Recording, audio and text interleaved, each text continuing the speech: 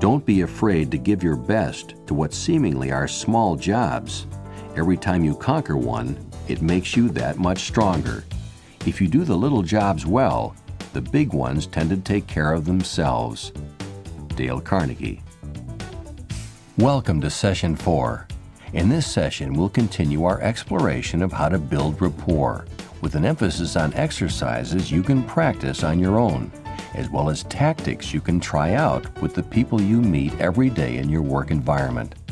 As we begin this discussion, let's be upfront about one very important fact. Most non-assertive people are naturally rather shy. Some are moderately shy, and some are extremely shy.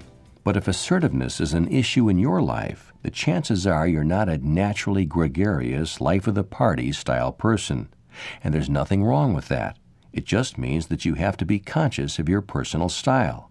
You have to balance your natural tendency with something else, something that may not be as natural, but that can be very beneficial to your life and career. Even if you're a very self-contained and solitary person, there are people in the world with whom you'll find it easy to build rapport. In fact, there are probably a lot of people like that, regardless of what you're like as an individual human being.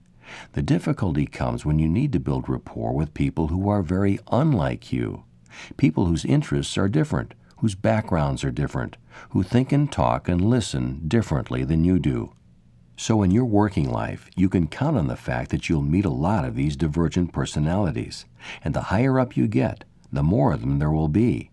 In order to build a career that's both successful and enjoyable, you can and must learn how to build rapport with personalities that might otherwise have made you somewhat uncomfortable, not to mention those that would have driven you completely up the wall.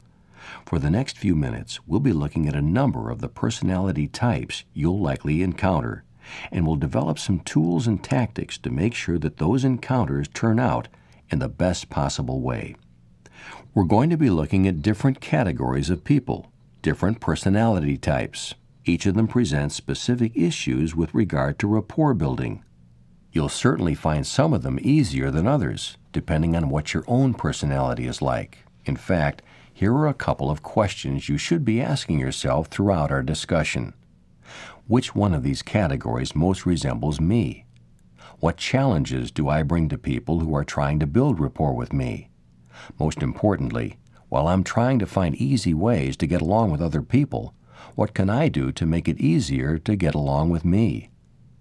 The first personality type we'll discuss are the kind of people who are often described as hard drivers, peak performers, top achievers, or words to that effect. We'll just call them the alpha dogs. They see their business relationships as a hierarchy in which they are determined to reach the top. Even if they haven't reached that goal yet, they'll still do their best to be one rung above you on the corporate ladder.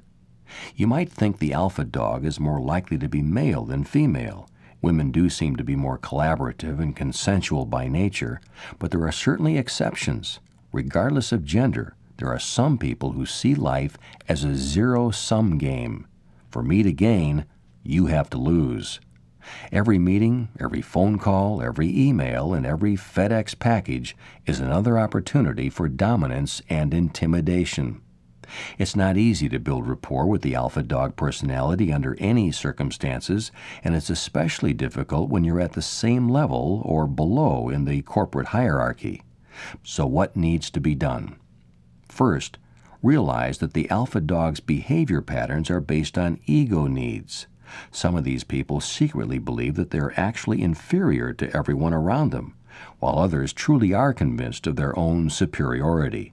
It doesn't really matter, but the hard part of dealing with the big ego of an alpha dog is keeping your own ego needs out of the encounter. To see how this works, consider the following example.